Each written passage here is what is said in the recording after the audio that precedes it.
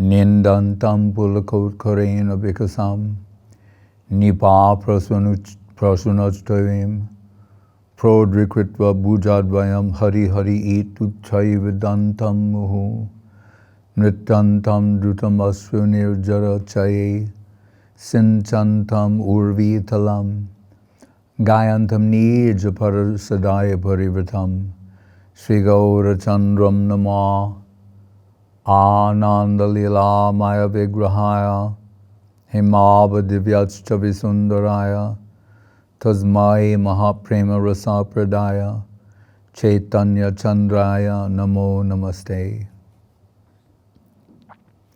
Yes, Dhanyavad Maharaj. Today we have a question from Enakshi Didi, Hawaii. Yeah. So her question is, Laulyam, spiritual greed, where it's come from, how it manifests, and how to increase its presence in our hearts. And please forward to Maharaj my appreciation for his exalted, affectionate Krishna Gatha. Thank you, Kadashi. Yeah, Enakshi. Saru Sangha Satovare. Through superior association, our capacity for appreciation improves. How? Janmakoti sukritayar nalabhyate. 10 million lifetimes of doing the right thing will not give this substance to you. You won't achieve it. That would make it something else. 100 births, perfectly executing Varnashram qualifies one for the post of Brahma. Beyond that, Shiva. But Janmakoti sukritayar nalabhyate. Janmakoti of Sukriti. Nalabhi, you won't get. So, Srila Guru Maharaj is discussing this sloka, this subject matter. Shyamananda Prabhu asked him, because at that time Guru Maharaj was in that conversation rendering Laulyam as hunger, because we can say hankering, greed. He chose hunger at that time. And so Shyamananda Prabhu asked Guru Maharaj saying, that hunger is what is necessary. Well, you can't fake hunger. You're either hungry or you're not. And if there is no hunger, there will be no appreciation. So Shyamananda Prabhu said to Guru Maharaj, how to acquire that hunger? And Guru Maharaj said, associate with the hungry. If that means in contact with their genuine hankering and enthusiasm and inspiration.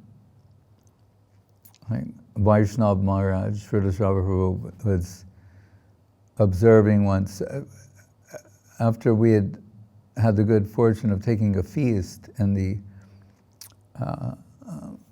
presence of Srila Gurudev,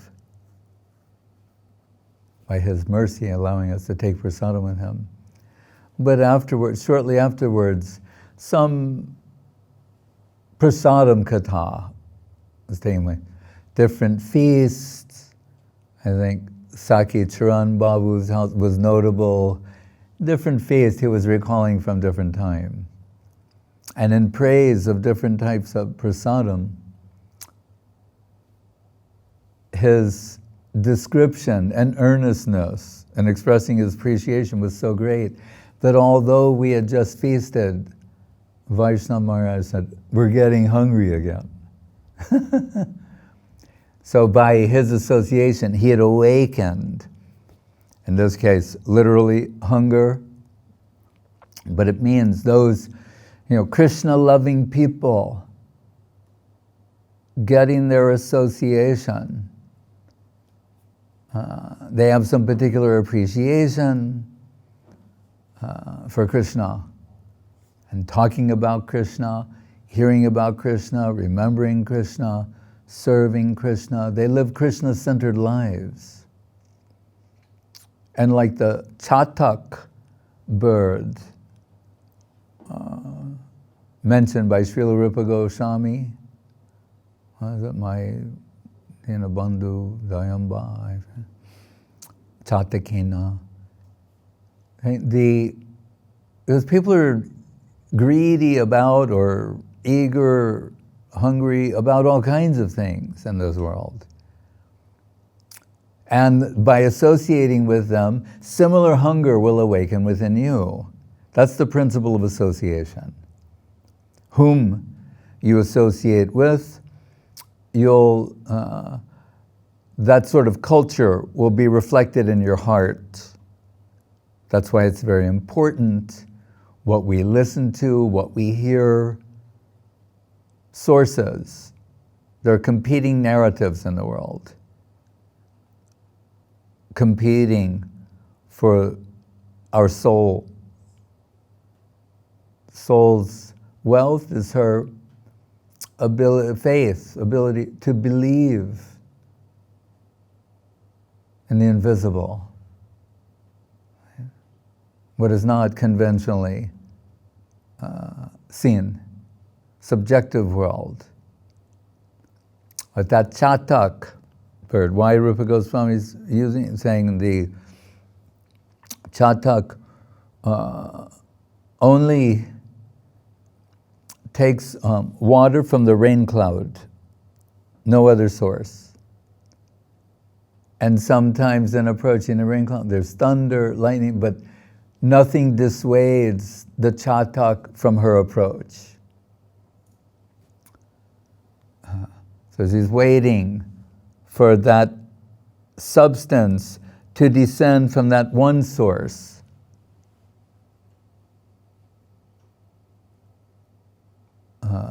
Sometimes misperceiving their fancy for novelty, curiosity.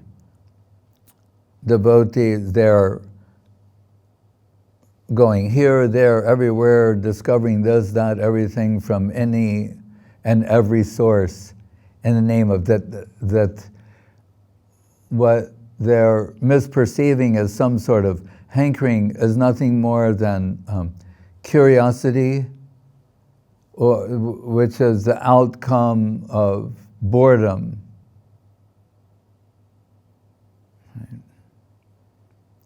Complacency, boredom, because to actually make progress in Krishna consciousness requires some atma samarpanam,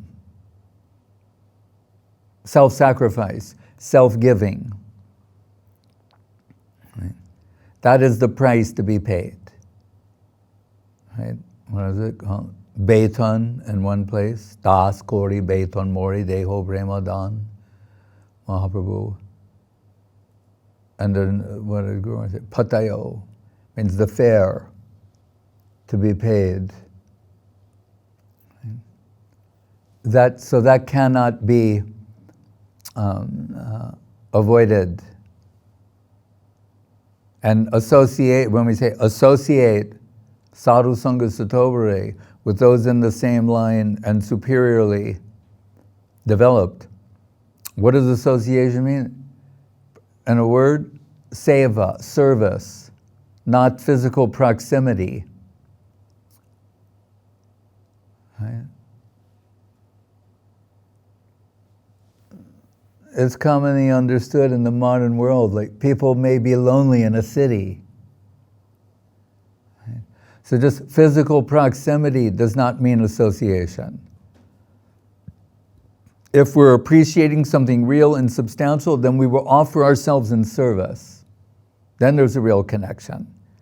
Shayameva sportida, Atak Shri Krishna Nama Dina Bhavyed Graham Indye Sevan Mukata Sevan Mukhe Hijavaro Shayameva sportida. Service, the current of service brings illumination and revelation. Then things become clear, real, substantial. So, how to acquire that greed, laulyam, hankering, hunger, is by associating with those who have it. And association means by serving them. They are not nija boge gorila goranga for what our amusement, entertainment. We're bored, and this will be entertaining. When there was one book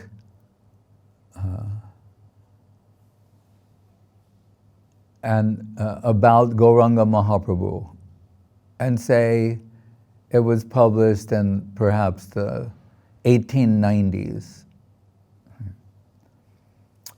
And even Srila Guru Maharaj, as a college student, read that. And at that particular stage in his life, from a Tasta Vichar point of view, he said, I would devoured it like nectar. But when he came to Sri Gaudiya Mat, took shelter at the Holy Lotus feet of Srila Bhakti Siddhanta Saraswati Thakur, he came to another understanding. Saraswati Thakur said, Nija Bhoge Gorila Goranga. That gentleman in that book, he's presented the Gauranga that amuses him, gives him enjoyment. He took something from Charitamritam, from Chaitanya Bhagavat, Chaitanya Mangal, this, that, the other thing, and assembled them according to what was pleasing to him. So Saraswati Thakur said, a man, a substantial devotee, won't find anything there. A man of substance won't find anything there for them. You're saying, well, what do you mean? It's about Mahaprabhu and his pastimes taken from authentic sources. But Shradhan Vito Anushanaya Datavarna Yedyak, not descending from the Shraddha Mayoyam Loka, the world of faith, into this plane, but from down to up. He's assembling this according to what fancies him, not unlike an intellectual approach to Krishna consciousness, academics. There's no spiritual substance there. It's all shell at best, and operatic and mundane in its portrayal. An objective, intellectual, academic, objective, so-called representation of things that are not only subjective, but super subjective, that is descended from the Adhokshaja plane into this world. And then from the view of an academic or an intellectual, their observations, shared observations. And here, this man, ostensibly some sort of devotee, presenting this according to his fancy. Kaviraj Goswami says, as we told recently, getting the mercy of Nityananda Prabhu, going to Vrindavan, the blessings of the Vaishnavas, Haridas Pandit, Prabodhananda Saraswati Thakur, Lochan Das Thakur, and ultimately Madan Gopal, the Madan Mohan deity. He said, he is moving my hand and making me write these things. He's not presenting what he found to be amusing, interesting, enlivening. He's presenting Shraddhan Vito Anusranaya Dattavarna Yedya, what he heard from Srup Damodar, through Raghunathas Goswami. This is the descent of divine sound, form with quality and pastimes. It's not imaginary. Neti hasani kalpanam. It's not historical in the conventional sense, but neither is it imaginary. It's not the product of human imagination.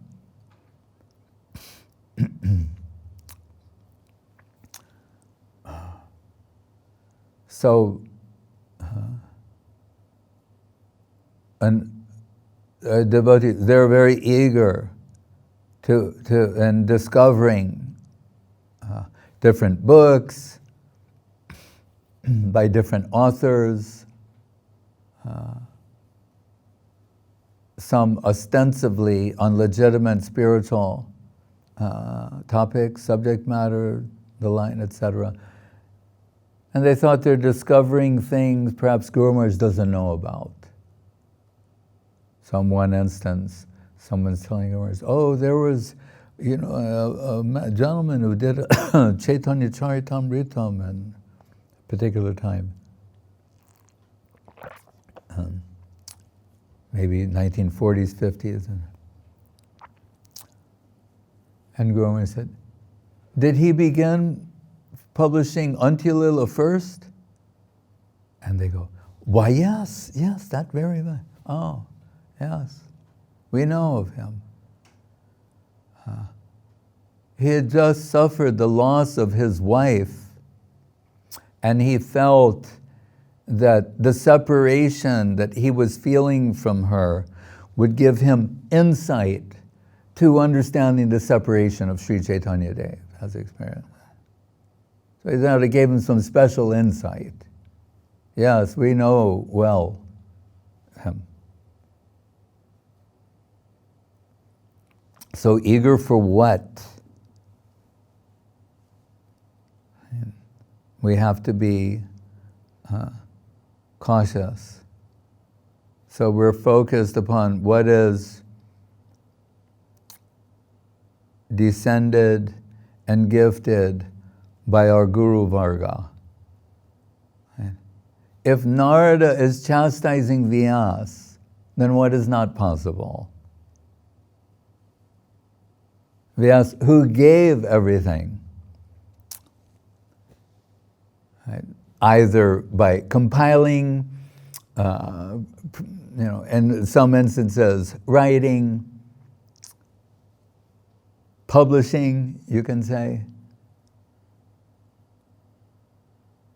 the innumerable gifts of Veda Vyas. And one sentence, what is his gift to the world? Religion. And what does Narada when Vyas is feeling despondent, having given Mahabharata, Puranic compilation, so many things, and in which the Bhagavad Gita is found. But he's feeling some despondency. And what is Narada telling him? He's saying, when he comes to his ashram on the banks of the Saraswati River in Badarik Ashram in the Himalaya,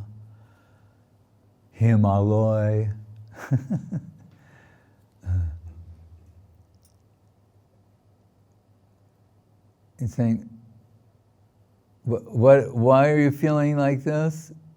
He's saying, because Jugupsitam Dharma Kritenu Shashanam. The most condemnable thing is you've given religion to the world. What?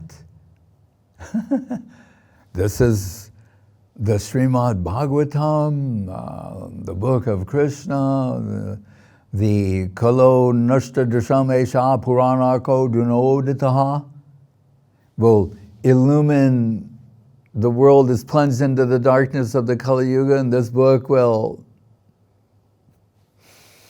give light, illumination, show the way to the spiritual world, reveal the spiritual reality.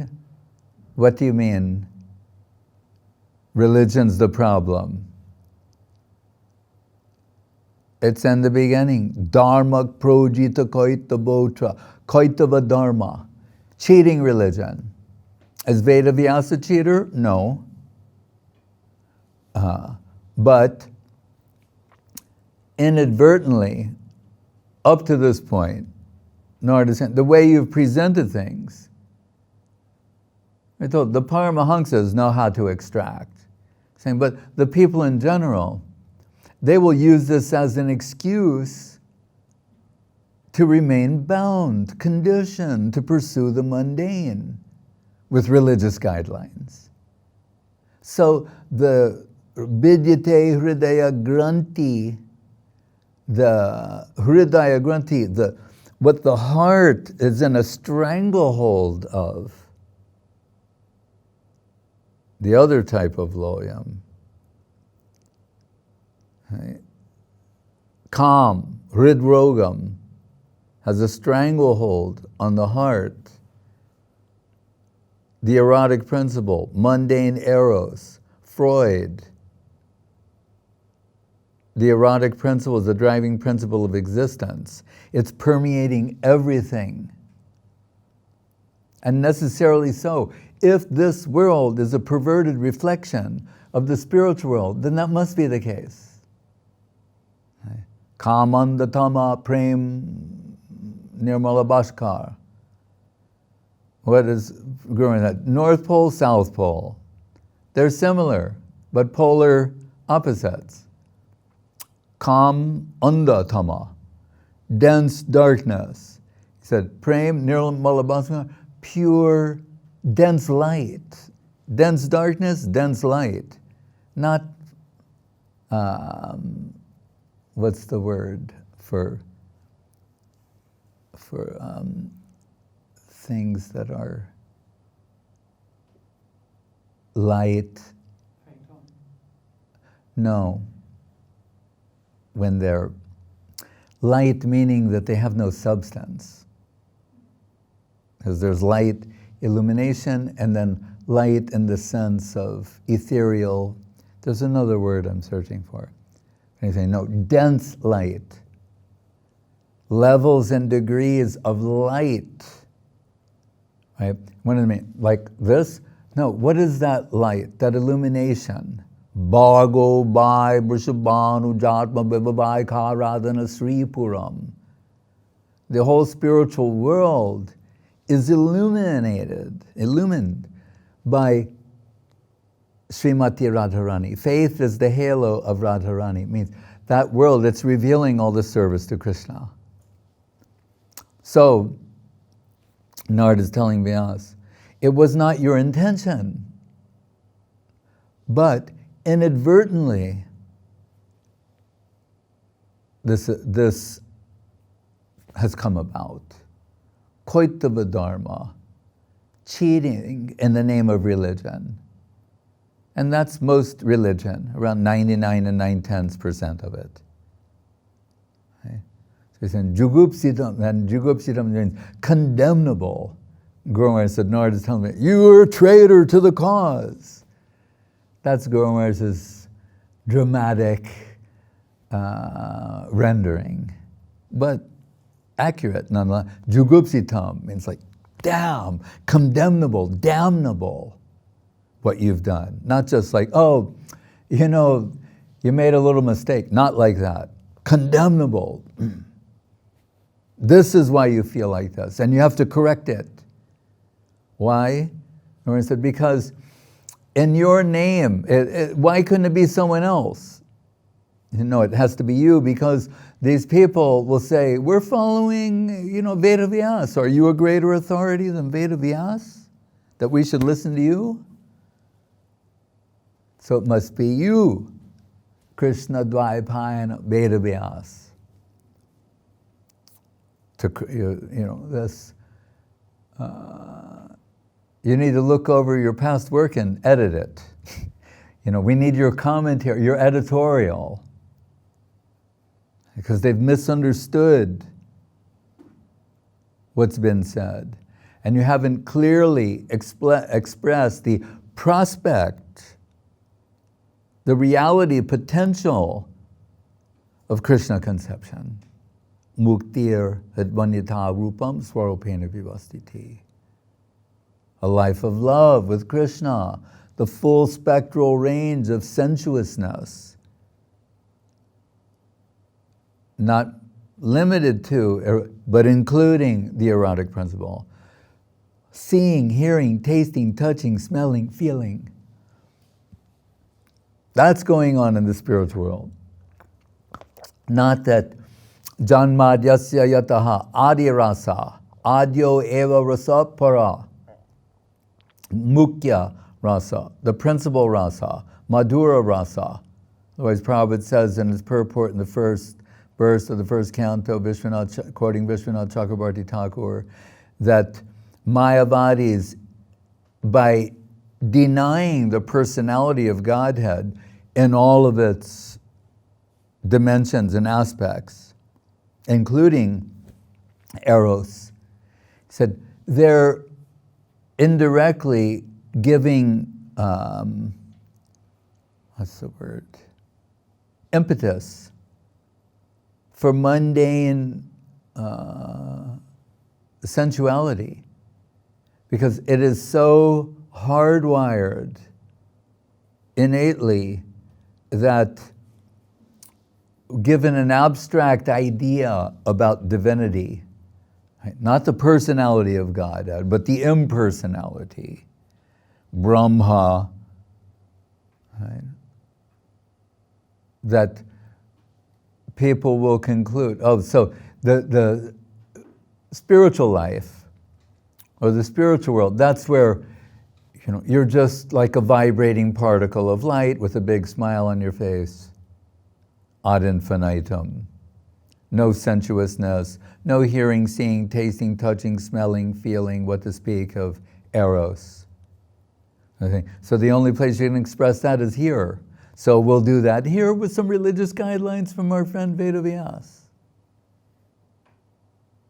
Narada saying, no. So you have to make it clear. And he's saying, but then how can you present the pastimes of Krishna with Srimati Radharani and Braja Gopis to people in this world? It seems like impossible of impossible things. It's so likely to be misunderstood. Who can appreciate these things? Certainly not these folks. Right? They will impose their own perverted understanding upon the sweetest pastimes of the sweet absolute, thereby committing offenses and really damning themselves more than they are at present. How can that be done? He gives some guidelines. No, you don't understand how important this is. To what degree? Tyaktva swadharmam charanam bhujam harer, bhajan apakva tato patet tato yadi. Saying it's so critical, it's so important, that it would be better if somebody even had a momentary brush with us, a momentary glimpse of this prospect, of the supreme reality. And after some time, they became overwhelmed again by the mind, the senses, etc. That momentary connection is more valuable than janmakoti sukritar nalabhyate, than 10 million births of the accumulation of sukriti in this plane. It's that valuable, even if they have a moment's connection with it. It's worth it. That's the operating principle of the Krishna consciousness movement. However much time someone comes in connection with this divine movement and this divine substance, is better than lifetimes, 100,000 million lifetimes of anything else. Nothing compares. That's what Narada is telling Vyasa in 10 slokas. It's very condensed. And he's saying, and Prabhu, you meditate on this, and it'll all come streaming out. And from Veda Vyas to Sukadev. And that time, and see how it's thematically consistent.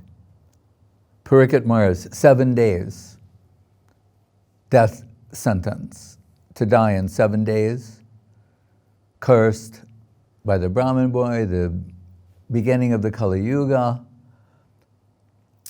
and he goes to fast from food, drink everything on the banks of the Jamuna,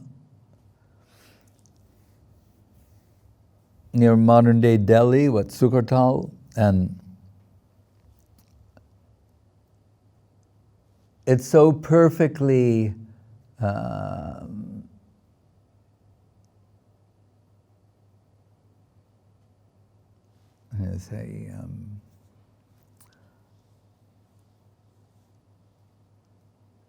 the stage is set so perfectly that all the sages who are the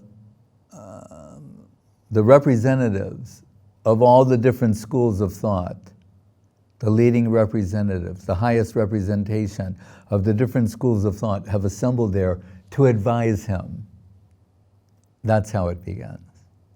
Because how are we going to go from,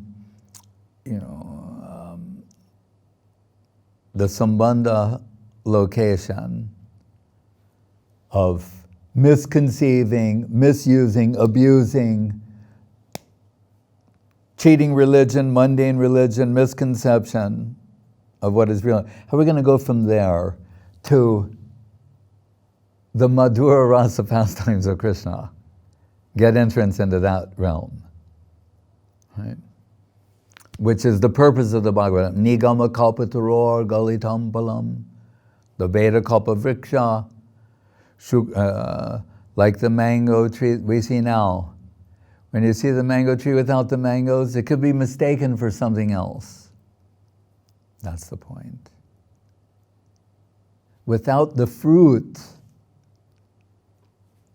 we think, well, it's too high, it's too high. But that's what it is. Yes, it's the highest thing. But how to take people from the lowest position to the highest position?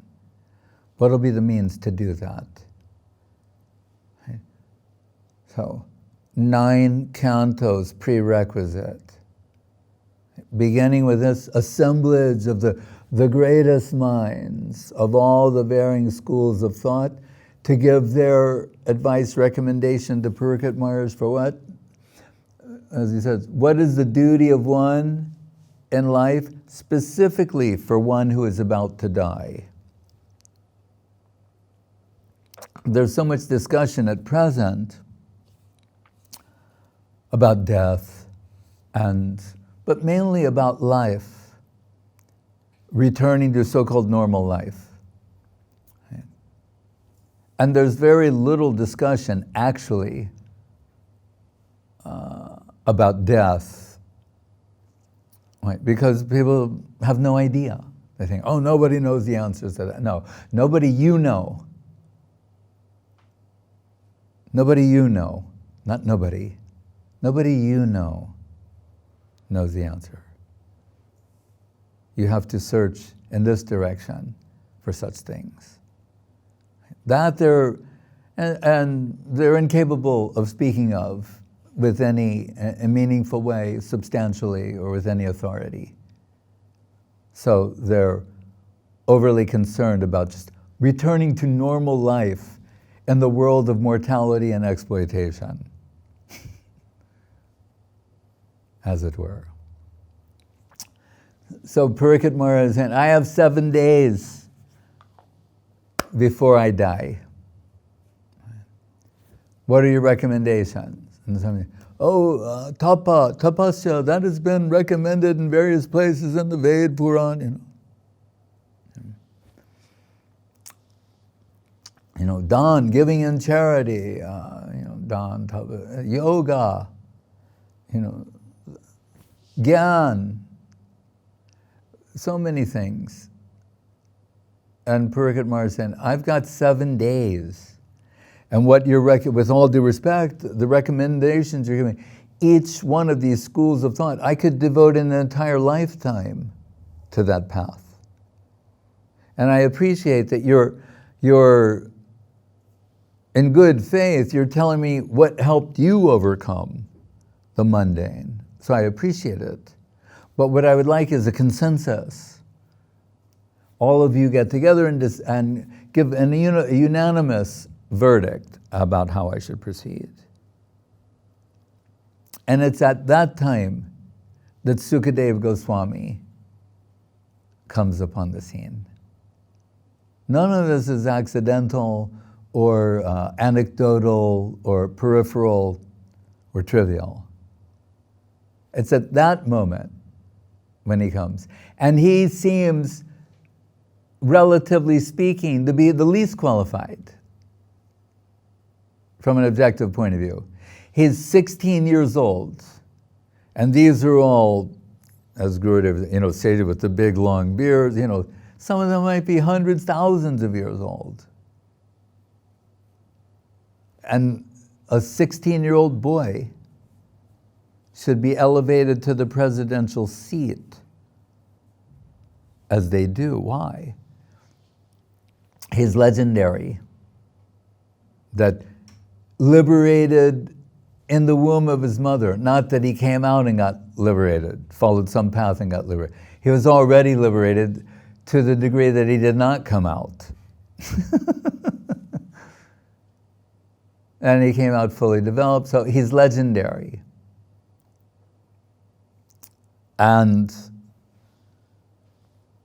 why he's the loudspeaker for the Bhagavatam? What sort of certificate does he have?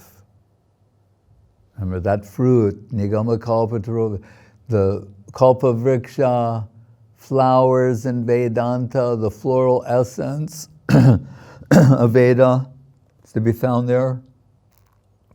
But the flower gives way and yields Shukamukharam Ritradava Samyatam Pibata Bhagavatam Rasamalayam Mahuraho Rasika. This, in Prabhupada's words, fully ripened, mature fruit. The Srimad Bhagavatam, Bhagavad Purana, which is, why is it described as that? It's presenting the Madhura Rasa pastimes. Madhura Rasa is that juice. Right. So he's saying, only if you can get them to drink that will the mundane thirst recede and vanish. And through the medium of divine sound. And that Sukadev, we're told, before he left the ashram of Vedavyas, got some inspiration. As he is leaving, he goes by a pukur, a pond, where Dibya Devis are bathing naked. And they make eye contact with him and do not bother to cover themselves. And he goes on. Then Vedavyas is calling, my son, my son.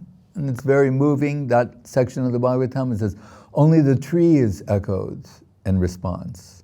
My son, my son.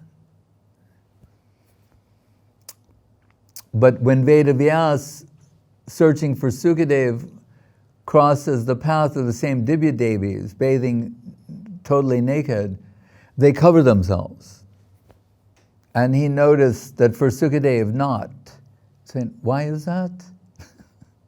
He's Vedavyas. And they're saying, in his eyes we see not even the trace of the male gaze. Not even a trace amount of an exploiting tendency in that glance. Right? Then you have to think, and Vedavyas?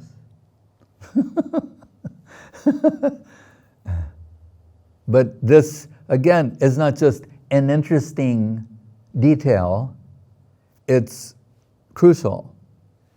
Because it needs to certify that person who's going to speak, who's going to broadcast the Madhura Rasa pastimes, the pastimes of eros, of Sri Sri Radha and Krishna and Braja Gopis, has to be certified as having not even a trace amount of exploiting tendency, male gaze, or interest in mundane sensuality.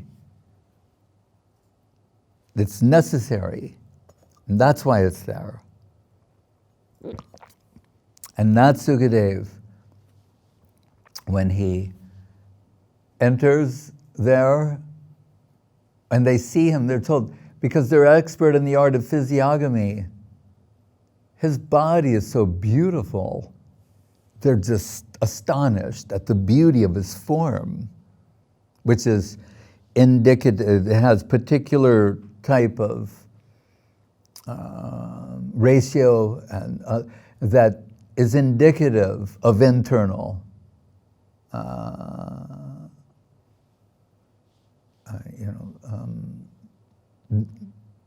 development, right? And Gurudev used some, he liked those slokas, he used some of the vocabulary there for glorifying Srila Guru Maharaj. So they see he's so beautiful and charming. And he's also totally naked. And just before that, some children, they're pelting him, calling him names. They think he's a mad urchin. When he comes in, all the sages rise and they offer him the presidential seat. The 16-year-old naked boy.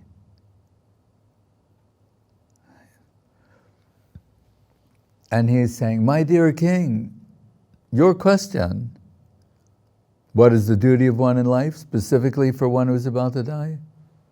This is the question that should be asked. It's beneficial for everyone. Krite loka hitam nipa. Hita, loka hita, lokanam hitakaya. It's beneficial, not just you, because this is your situation. Everyone needs to hear this. Right? Just like now, everyone really needs to deal with mortality. And not just to think, oh, we can't handle this anymore. We need to go back to our normal exploiting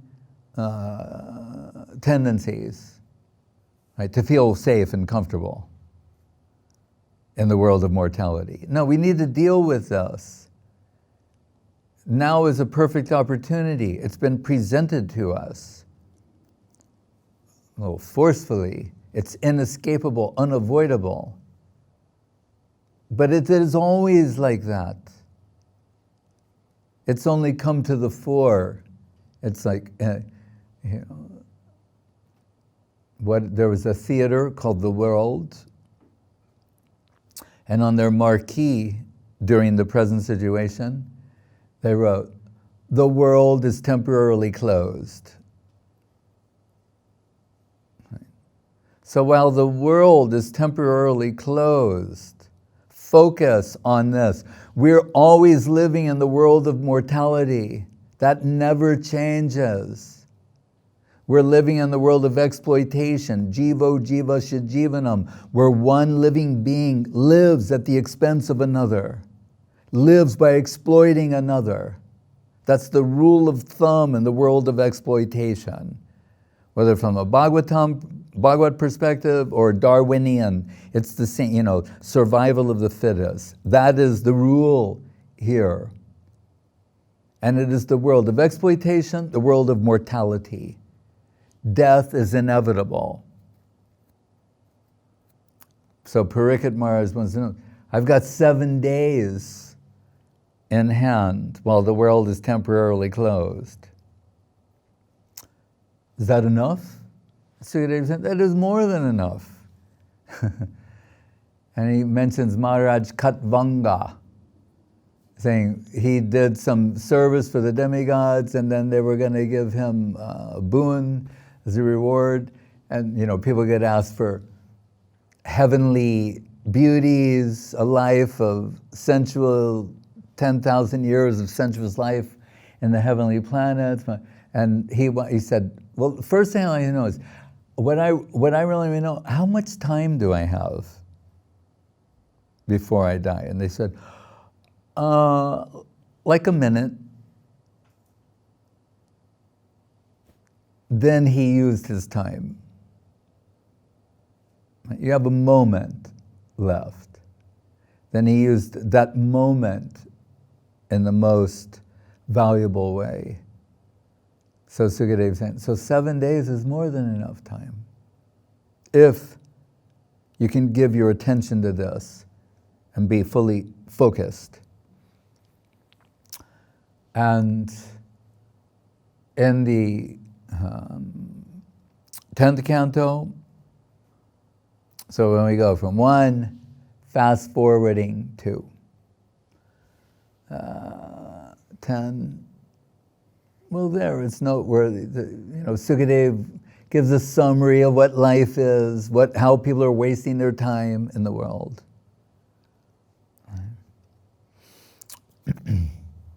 And thinking that false shelters will save them from a family, friends, society, nation, etc. And how they're wasting their time. And he gives this criterion for the determination whether time is being wasted or not. Dharmasya swanati pungsam vishvaksena katasuya notpadaye yadiritam srama eva kevalam.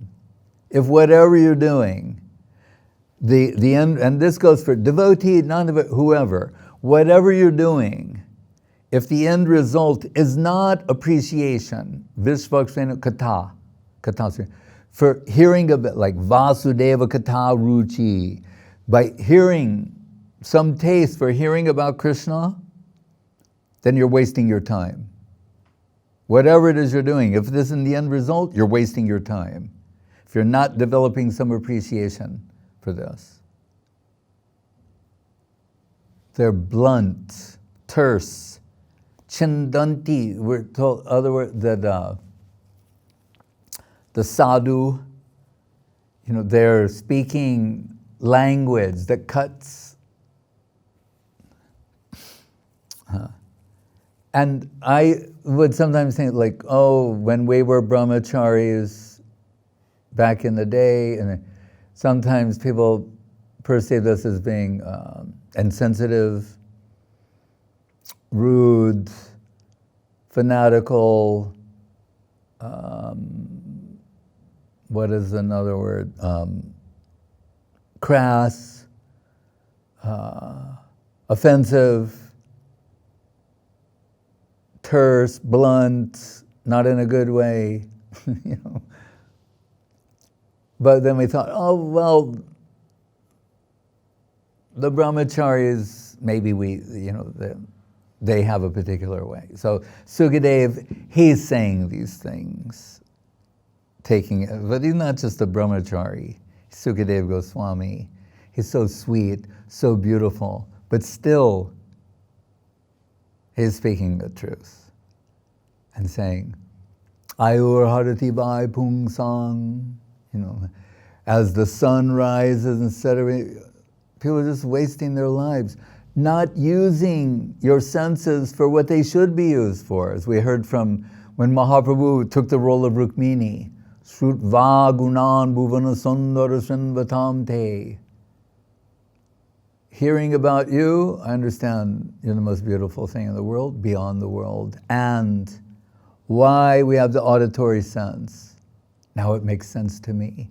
Why there's such a thing as hearing. It's to hear about you. So Sukadev is saying, if you don't use your ears for hearing about Krishna, then they're like the ear holes on a snake. Right? And, right, because snakes hear by vibration, right? And then and your eyes, if they did not behold the divine form alone, rupam drisham drishimatam akilarta labam, like Rukmini says again. It says, they're like eyes on the plumes of a peacock feather. They're not real eyes. It's a one-dimensional, whatever it is, I get that. But, it's shallow. There's no depth there. It's not a real eye. And he goes through all the different senses. And he's smashing the misconception that your senses should be used for anything other than the culture of Krishna consciousness. Sometimes we think it's an option. Like, well, here in the real world, those are all the things you do, and then you set aside a little bit of time for this Krishna culture stuff. Right? Like the kid in Santa Cruz who told me, just stick to the Krishna stuff. I'm following his advice. No. But from the perspective of genuine devotees, it's unimaginable to them that you would use your senses for anything other than Krishna culture. So whose influence do we want to be under? You have no choice. There's competing narratives, but to accept one of them. Right? So, from what's descending, amnaya, from the upper world into this plane, or, paroksha, what people got together and Googled reality. Google, hey Siri, what is reality?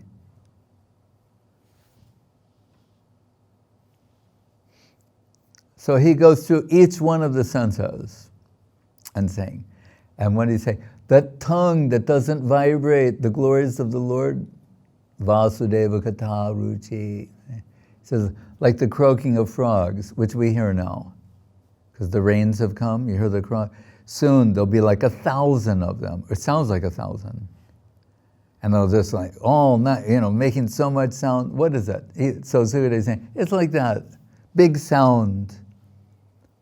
Big sound, the big sound of the media, the music, the this, the that.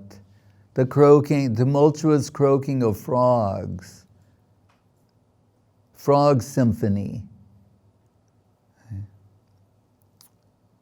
Seeing here, and breathing, he says, like the blacksmith's bellows, which, Google that.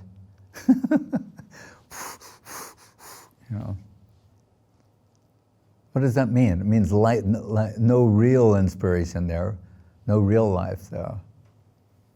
So, but as I said, so he goes through all of this. And I thought, all right, we like that. It's sort of like brahmachari-ish in its approach presentation, but very beautiful. Right? Then we're reading Sri Chaitanya Charitamritam and the Madhya Lila after the sannyasa of Mahaprabhu, and Kaviraj Goswami is going to, in one chapter, give you everything you need to know about the internal reason for the descent of Sri Chaitanya Mahaprabhu, because he's saying, I don't know if I'll be able to finish this, to tell all these pastimes, which are unlimited,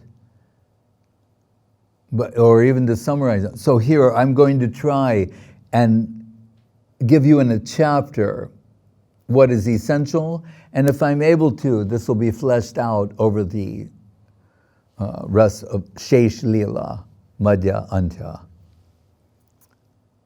And there, now it's Mahaprabhu mirroring the sentiments of the heart of Srimati Radharani and echoing her statements. And then Radharani is saying the same things, as Sukadev said in the beginning of the Bhagavatam. But you could say even more forcefully and earnestly,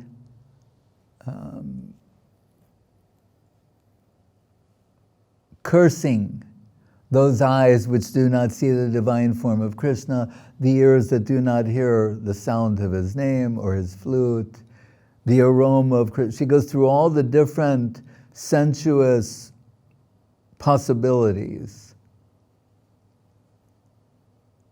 and condemning that life that is absent appreciation for Krishna and Krishna conception. So, and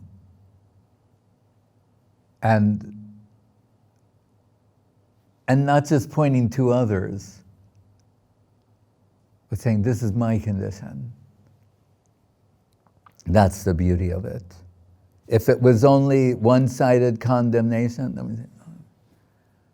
We're saying, and who's the biggest hypocrite of all? Me.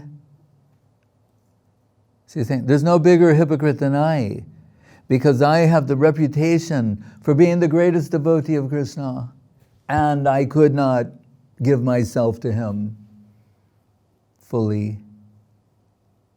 Na prema gandhasti drapi meharo krandami sobhagya baram prakashitam. I don't have a scent of the fragrance of Krishna prem. What to speak of a drop of that divine substance? Krishna prem jena jambu narahema. It's like the mythical, legendary rivers of gold in the heavenly planets. Not a thing of this world. Prem and Rinoke. Not a thing to be found in this world. Like, because it's so valuable, so high, so intrinsic to our existence, that if you were to be separated for one moment, you would have to die. You wouldn't be able to maintain your existence. Yet, here I am, before you. I've not died. In the absence of Krishna, in the absence of connection with this divine substance, I've not died. I'm a hypocrite. I have nothing. Nanurag. Nam nam akari bahudhani dusarvata datrarpita nimatak smaranenaka. Etadrashi tava kripa bhagavan mamapi. Durdevam idrusamihadani nanuraga. Durdevam, my great misfortune, my bad luck, I have no appreciation for this. So the devotee will say they have no appreciation. But at the same time, the devotees, they will say, who cannot appreciate these things? So in the beginning of the 10th canto, it's finally arrived. Now that fruit, that divine mango, full of that juice, the nectarine juice of Madhura Rasa, it's going to burst open. And what did he say? Just before the birth of Krishna, back to the sloka that Vyas composed to reconnect with Sukadev. He trained some hunters, like Avritir Sarva Shastrana. They may not have known what it meant, but they got it. Like you taught them, sing this. Nivrittatar shar upagiyamanat bhavoshadat manobiramat kautama sloka gunanavadat pumam virajeta vina pashugnat.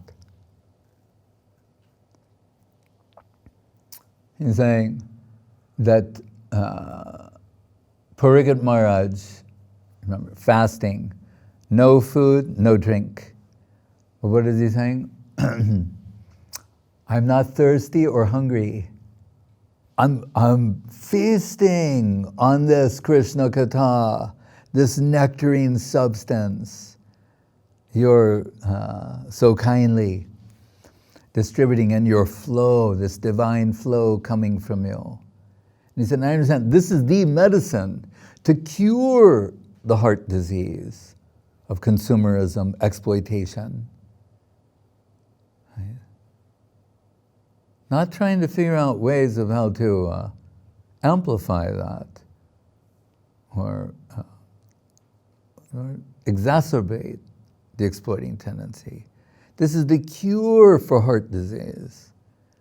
And bhava oshud, for material existence, which is based upon misconception and the desire to exploit and expand the circumference of our exploiting tendency, capability. Ozymandian. So he's saying, and normally medicine is not tasteful. You know, they're saying, now it's time to take that bitter medicine. He's saying, but here, this is the cure for material existence. And it is so sweet to taste, and manobiramat means beautiful to the mind. So beautiful to conceive and taste, so wonderful. So then he says, Ka uttama sloka gunanuvadat puman virajeta binapasha. Who would not appreciate this? He said, except somebody who's killing themselves. It's committing spiritual suicide. They may not appreciate. He's saying, otherwise, who would not appreciate this?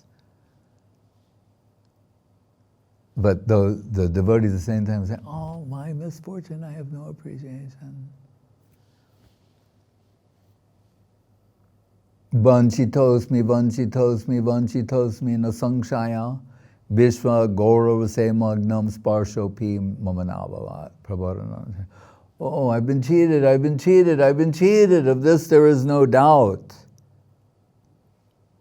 Mahaprabhu, he came and flooded the world with Gaur Rasa, Krishna Prema, and I wasn't touched by a drop. Oh. And Guru Maharaj said, we can't.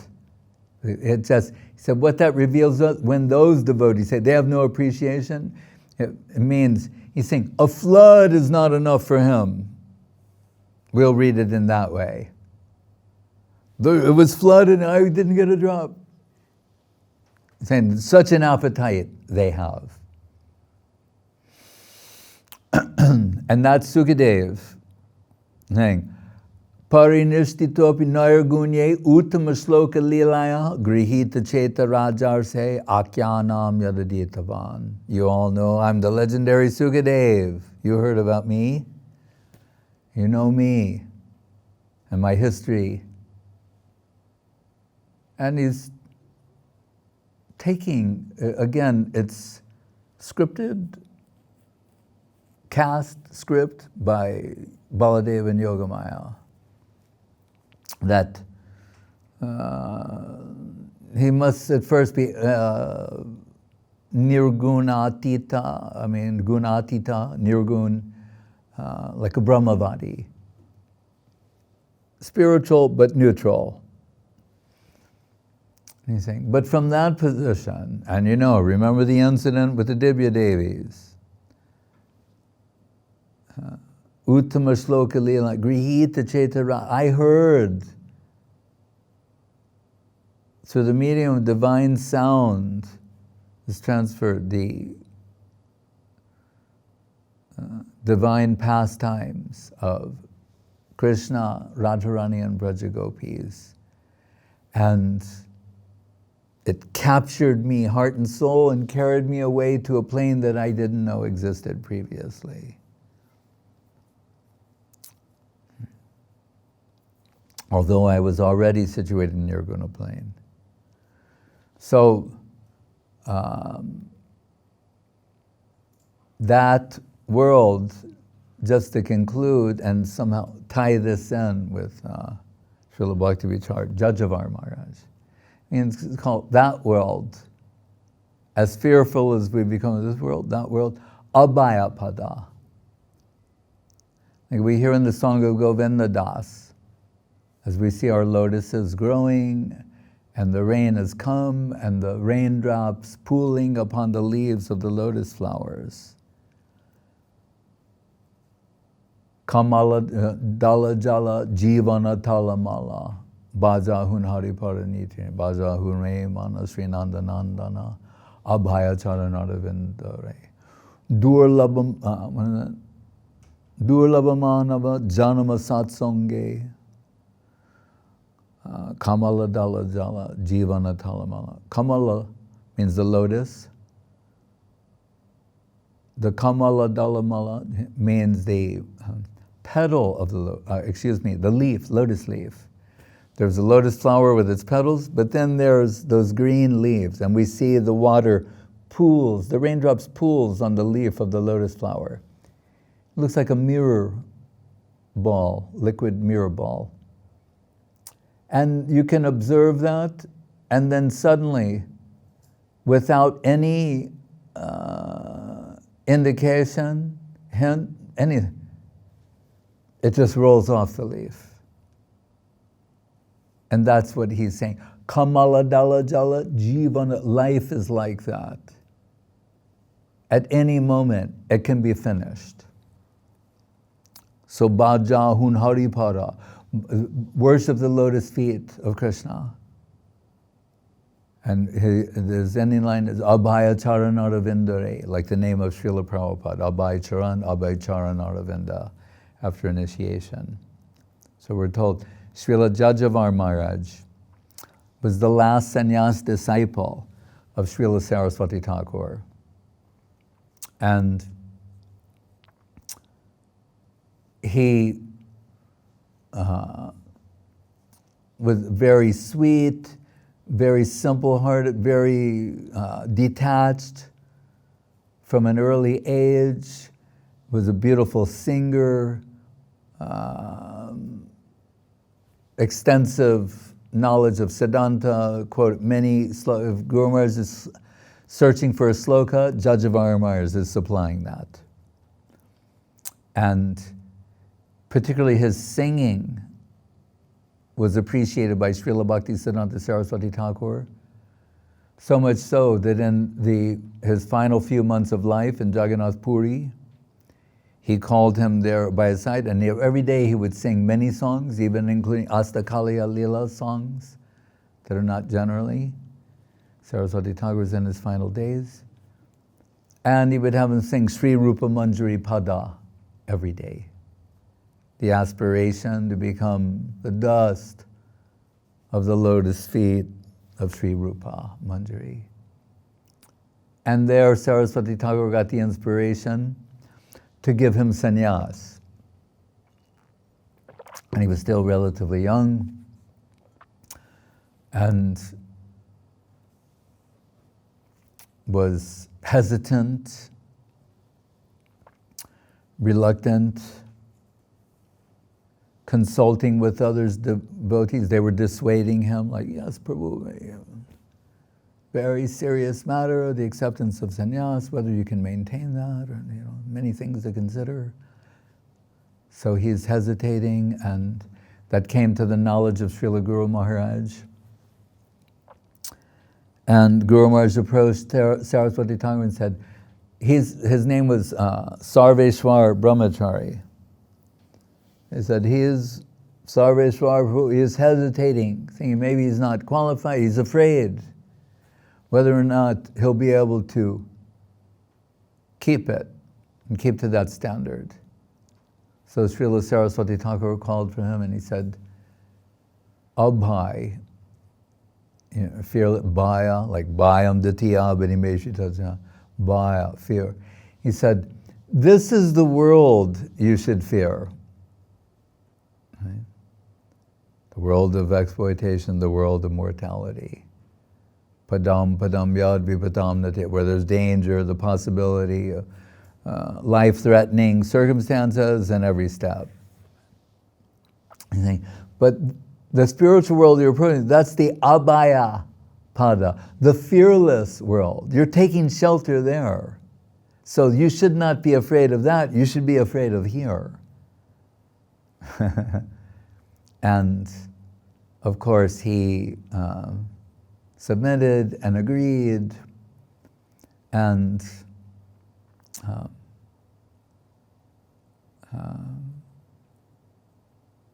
would always come and stay with Srila Guru Maharaj a month or so at a time every year to get his holy association. And that world, as we said, to conclude, is illumined by Srimati Radharani, as Gurudev said in rendering the Tungamani Mandire, her heart is a lighthouse of Krishna Prem, illuminating the whole spiritual world, revealing service to Krishna. Okay. So that plane, when Mahaprabhu is back in that chapter, telling those essential things, right? Na prema gandhasya, etc. As before Jagannath at Rath Yatra, because the Chandan Yatra was just here recently, as we're moving in the direction of Rath Yatra. In the mirroring the sentiments of the heart of Radharani, before Jagannath, he's saying, Anyara hridayaman moraman brindavan. For most people, their heart and mind are more or less synonymous. So in my case, my heart and Vrindavan are synonymous. So in this sense, we can understand, it is a Vrindavan, is a construct of the heart of Srimati Radharani. She's created the paraphernalia, the situations, the circumstances for all of these divine pastimes to take place. Shama Lila Avalambam. But Guru Maharaj, quoting Bhaktivinoda Thakur, Pad Radha Padman Kitadam Vrindavan Jaranam.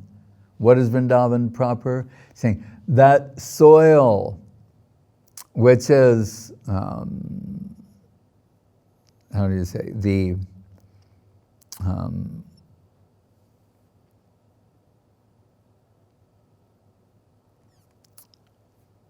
embellished by the lotus footprints of Srimati Radharani, that is on the heads of those servitors. Right? That plane, where that is what is above your head. As Uddhava says, Asamaho chararenu jishama hangsham vrindavanekam api gomila dosadi. Let me have an atomic presence in that soil, so that when Radharani and Radha Dasyam, the dust from her holy lotus feet, and moving in that plane of service, I'll be bathed in the dust of her holy lotus feet, thereby consecrating my existence. I'm saying, so Saraswati Thakur is telling me, that's not the world you should be afraid of.